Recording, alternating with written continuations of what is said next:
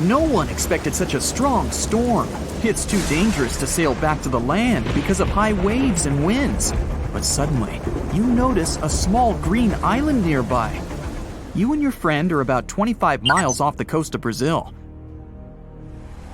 You were fishing and didn't notice black clouds obscuring the blue sky. You're approaching the unknown island and see a Coast Guard boat behind you. People from there are screaming something to you, but you can't make out the words because of the thunder. They tell us we should stay away from that island, your friend says. Despite the warning, you still sail since there's no other way out. Around the island, you notice sharp rocks sticking out of the water like knives in the dark. Now you realize what the Coast Guard warned about, but it's too late. Your boat hits a rock. The bottom is pierced. You start to sink. The rain and wind are getting stronger. Both of you fall overboard. Then, darkness comes. You wake up in the morning because of the scorching sun and a dry mouth. Your friend and the wrecked boat are lying nearby. Apparently, you'll have to wait for rescuers to get out here. Now, in the light of day, you can see how dangerous the island's coast is. It's surrounded by rocks, and you're lucky you've survived. Getting out of here will be difficult. Together with your companion, you decide to look for coconuts and bananas. Your friend goes to the wreckage and pulls out a bag of medicine. Then, both of you leave the sandy beach and enter the dense jungle. A couple of steps later, you hear a strange hiss. You see your friend. His eyes are filled with horror. Goosebumps run down your back. You feel something alive crawling under your feet, and there's a lot of it. You look down and notice slithering snakes. There are dozens of them. They wrap around your legs, get into trees. They're everywhere. Don't move, your friend says. I think I know where we are. You want to ask him a question, but fear takes away your voice. He reads your face and answers the question. We're in one of the most dangerous places on Earth, the Brazilian Snake Island. These are not just some ordinary snakes. This is the golden lancehead, one of the most venomous reptiles in the world. You can find them nowhere else on the planet except for this land. They evolved here naturally, without other snake species intervention. That made their venom 5 times stronger than the venom of ordinary vipers.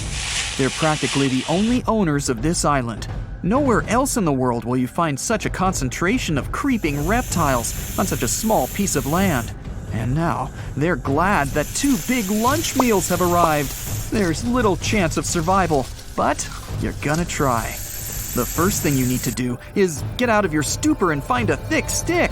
This is your best tool right now. If you encounter a venomous snake, the best you can do is retreat slowly. But this time, there are too many of them. They're aggressive and hungry. Together with your friend, you fight off the snakes with a stick. But there's more and more of them coming. One of them falls on your shoulder from a tree and bites your neck.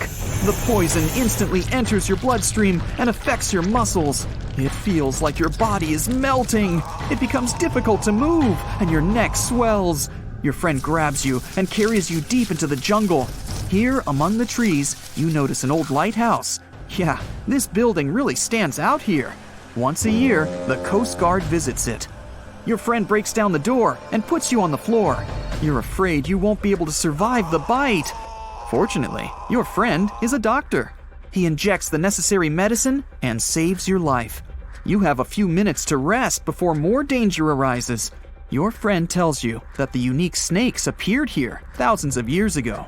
This island was part of Brazil for a long time. Then, massive floods separated it from the continent. This part of the land was cut off from the whole world, which helped the formation of a unique ecosystem inside. Vipers that lived here evolved into golden lanceheads. They quickly became the main masters of the island and destroyed all the other animals. But how did they manage to survive without food, cut off from the whole world? They did it thanks to nature and evolution.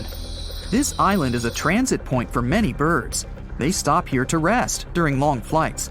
These birds become dinner for the snakes. Previously, a snake bite almost didn't harm the birds. They were frightened and flew away, leaving the snake without food. But over years of evolution, the island's owners have developed such a potent poison that one bite was enough for a bird to never take off again. There's also a legend that a pirate hid treasures here a long time ago. And, so that no one would ever find it, he brought snakes to guard his gold. Of course, there's no chest with coins here, but the island is attractive for modern pirates, even today. Golden lancehead snakes are an expensive commodity, so bad people often visit this place to hunt the reptiles. That's why the Coast Guard is always on duty around the island. People are forbidden to visit this place. And even if someone manages to get past the guards, they will have to face the rocks. Only biologists and scientists have permission to study the local fauna. A necessary condition for a visit is a doctor's presence in the team, so they can save people from the snake's poison. So we have pirates and hordes of poisonous snakes, but there's something else that makes the island even worse. At this moment, you hear rustling all over the building. Thousands of little paws are tapping on the walls and floor. You look around and see lots of giant cockroaches. Some of them are half the size of your palm. They crawl under your clothes. You and your friends scream in fear and run out of the lighthouse. Quickly, you reach the shore and fall into the water. It seems that not a single cockroach is left under your shirt. But that's not all. You hear a strange buzzing sound. You look around and see a dark cloud of flying beetles forming in the sky. It's locusts! Thousands of flying insects are heading in your direction. To avoid a collision, you dive under the water and wait for the cloud to pass by. You go up to the surface and move to the shore.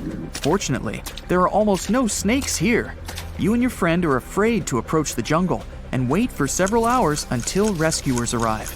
You're nervously painting a pattern on the sand and make a promise that you'll never revisit this place. Finally, you see the lifeguard boat. You're trying to tell them you got here by accident. They believe you and evacuate you from the island. While you're sailing away, you think about what would happen if many poisonous snakes appeared in a village or a small town. It's difficult to imagine what kind of problems people would face. But in fact, there's no need to imagine anything. There is a place on the planet where locals live next to poisonous cobras, but it doesn't create any chaos. A human can live in peace and harmony with reptiles in that village.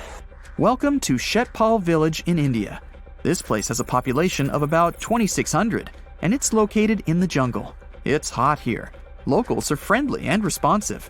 If you go into one of the houses, you'll see something that seems impossible. The king cobra, whose venom is one of the most dangerous in the world, calmly crawls around furniture and eats eggs and meat that people give. There's even a special corner for the reptile to relax from the scorching sun, drink water, and have a snack. People are happy about the cobra, as if it was a pet. In the village, cobras are everywhere. They come into houses and schools, crawl through the streets, and keep company during dinner. The locals consider them full-fledged residents. They adore them. The snakes are also used to people and don't see them as dangerous. The coolest thing is there has never been a tragic case in the village because of a poisonous bite. There's no other place in the world where cobras live in such harmony with people. And now for some breaking news. All snakes have suddenly disappeared. If you saw this on the news, what do you think would happen? Well, Voldemort certainly wouldn't be pleased to hear this, and neither would other Slytherin members. Hogwarts would have 3 houses instead of 4. Parseltongue, which is the language of serpents, would become useless. Okay, Potterheads, let's get back to our Muggle world. How would it affect us? Well, let's look at the bright side first. People with ophidiophobia, which is the fear of snakes, would be so relieved. We can all agree that snakes aren't exactly everyone's favorite animal. Some snakes are venomous, and this doesn't help save their reputation. It's often overlooked that these animals usually prefer to retreat when you encounter them. They can become defensive if threatened, but when left alone, they don't want to mess with you. Try telling this to people with a phobia, though. Now they can enjoy outdoor activities, such as mountain climbing, like everyone else. And yet, they would have other worries in the absence of these serpents. The design of the ecosystem works like a clock. Every species has an important role. If one goes down, the others will be affected. Snakes are no exception to this order. They primarily snack on mice or rats. They help to control rodent and other small mammal populations. This is important in terms of preventing the spread of diseases, too.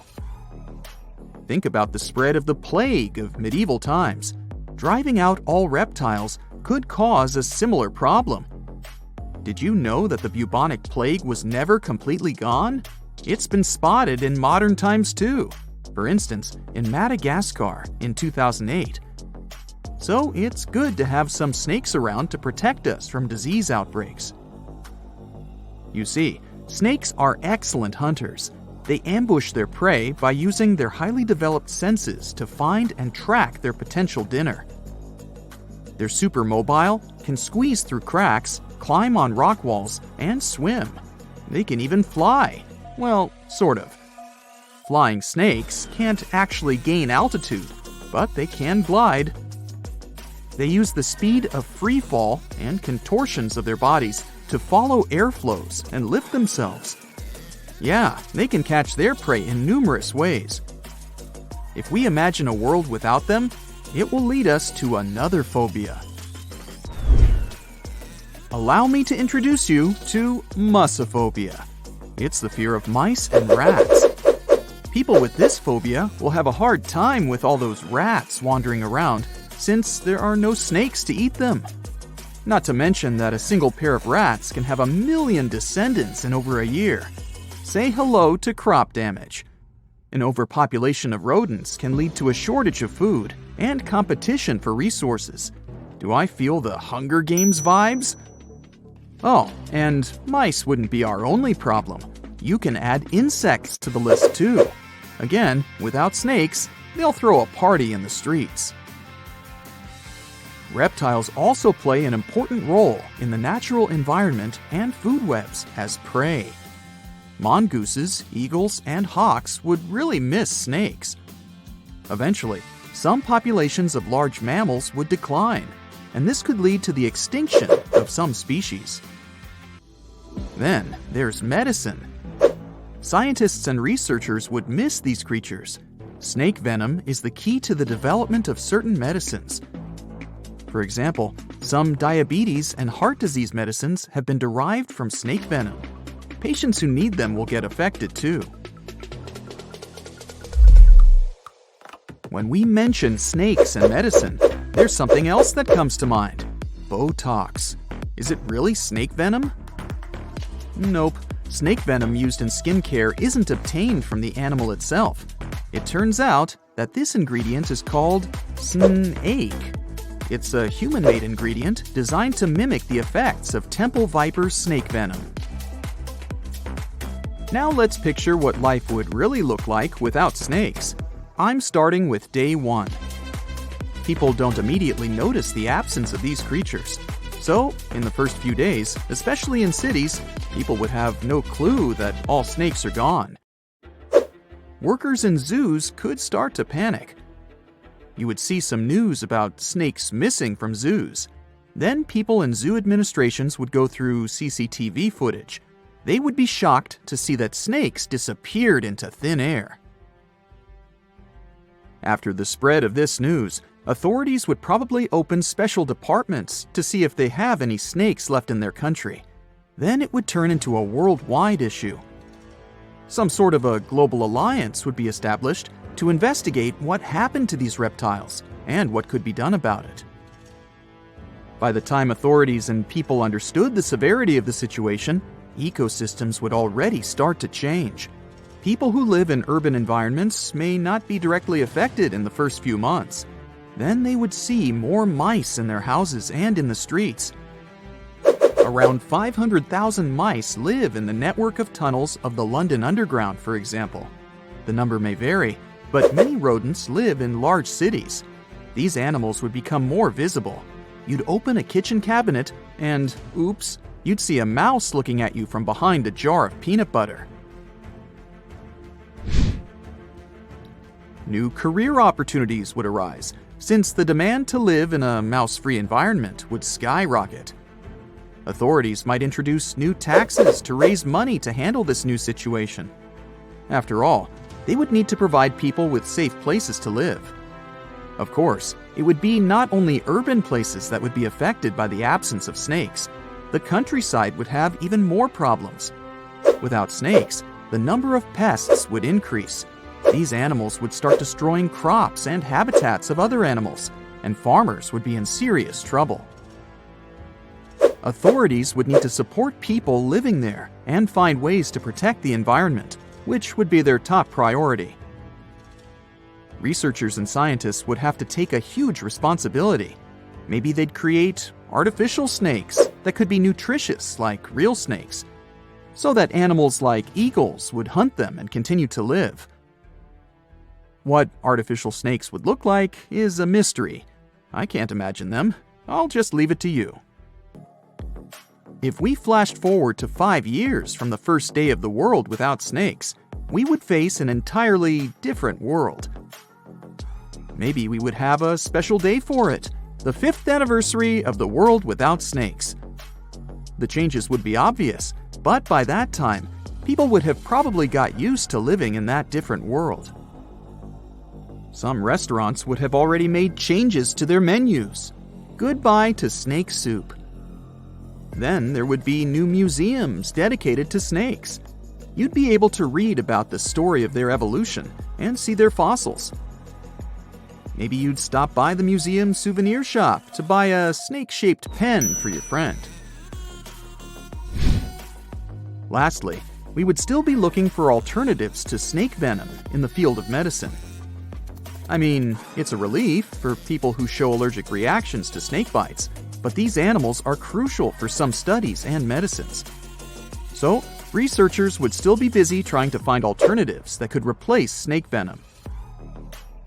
If we went 200 years ahead in time, we would see a world where people have fully accepted that snakes are gone for good. So much so that younger people would only know that there was an animal named a snake that once lived on this planet. They would get to know this animal from history books and videos. Coloring books would have a cat or a dog, but not a snake. Mythical creatures like Medusa and Shamaran would become even more mystical and interesting. Oh, and we wouldn't compare a sneaky person to a snake anymore. There would be a new definition for them. We've survived the Ice Age, meteorites, and many other challenges, so we'll probably figure something out. Fingers crossed that this scenario never gets real, though. Do you have any other version of how events could unfold in a snakeless world? Warning, monster ahead. Not the best thing to see written on an old wooden sign at an entrance to a rainforest you just ran into. You're a professional treasure hunter and wildlife explorer. Right now, you're being chased by some mean-looking poachers, but those guys are amateurs.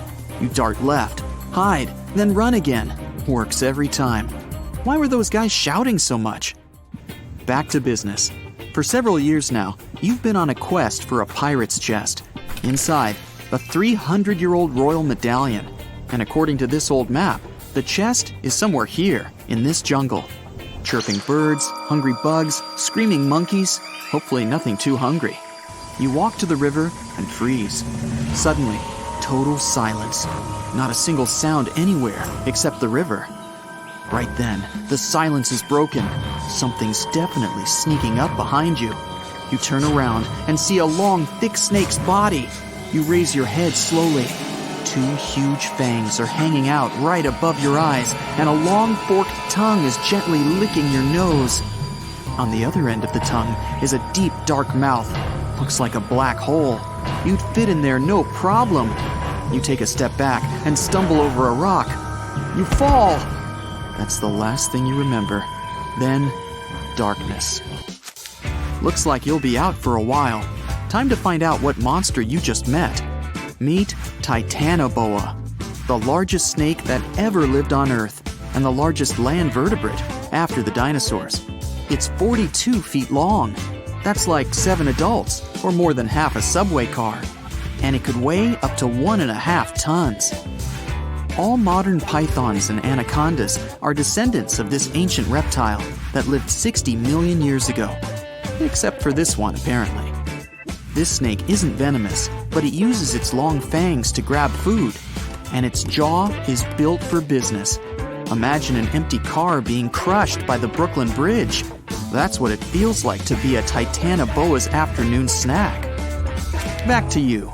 The Titanoboa was about to take a closer look at you, but you fell and passed out. The huge snake wasn't expecting its lunch to be quite so willing. It sniffs your body, looks it up and down. You're not a threat, so it doesn't need to squeeze you before... The snake opens its wide mouth and begins to swallow. Snakes have a special jaw, divided into several parts. They're connected by ligaments and muscles, so snakes can open their mouth up wide, like motorbike wide. But today, Titanoboa doesn't need to try so hard. Gulp. Titanoboas use their huge fangs to push food down their throats. While it's swallowing, Titanoboa likes to use saliva to grease up its lunch and make it more slippery, much easier to swallow. Bit by bit, you disappear from view. Your clothes are soaking wet at this point. A few minutes later, you've disappeared from view and the snake looks really fat. And that's when you wake up. So how do we know what would happen? Some guy in a full-body protective suit actually tried to get inside an anaconda on purpose. Darkness. You open your eyes and take a deep breath. An unpleasant liquid gets in your mouth a bit and you cough. It's hard to scratch your itchy nose. You're squeezed in from all sides. Titanoboa has a super muscly throat. At first, you panic. What happened? Where are you? You scream, but no sound. It doesn't exactly smell great in there. And that's when you realize where you are. You can't see daylight anymore. Uh-oh. Then you feel a weird wiggling side to side. Titanoboa's on the move. A python can digest its lunch in a matter of weeks. It all depends on the size of the food. This Titanoboa just ate a relatively small snack. Shouldn't take it more than a few hours. But there is some good news.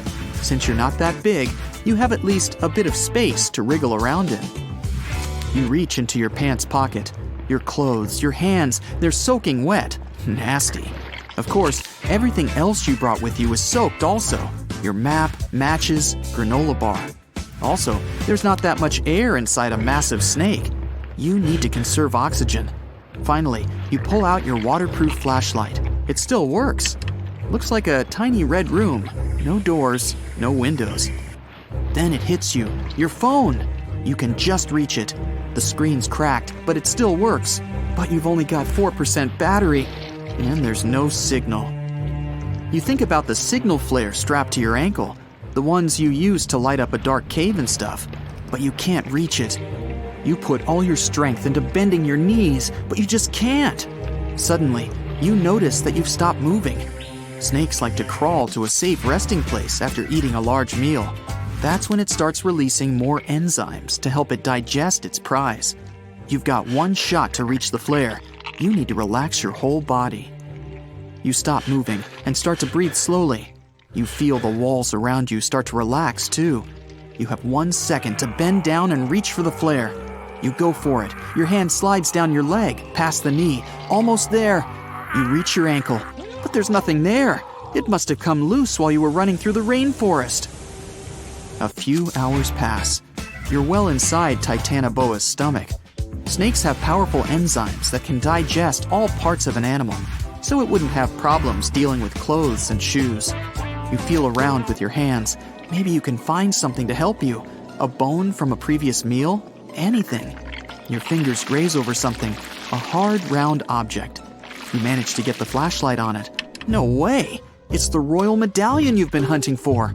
This Titanoboa must be way older than you thought. It must have had a tasty pirate snack about 300 years ago. How did this snake survive so long? Good diet? Plenty of exercise? There's no chance of escape. You decide to write a final message on your phone. Maybe someone will find it after this whole thing is over. You write that you love your family and have lived a happy life full of adventures.